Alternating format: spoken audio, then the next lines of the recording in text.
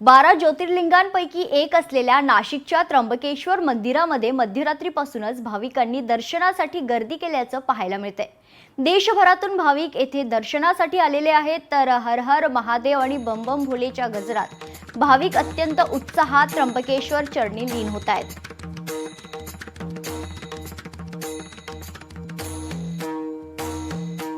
तर आज महाशिवरात्री निमित्ताने खरं तर संपूर्ण राज्यभरात एक वेगळाच उत्साह पाहायला मिळतोय आणि याच अनुषंगाने 12 ज्योतिर्लिंगांपैकी एक असलेल्या नाशिकच्या त्र्यंबकेश्वर मंदिरात देखील मध्यरात्रीपासूनच भाविकांनी दर्शनासाठी गर्दी केली।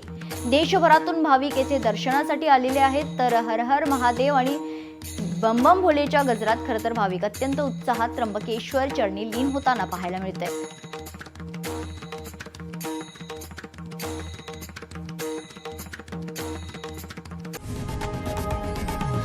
लोकशाही मराठी ऐका, पहा, जागरूक रहा।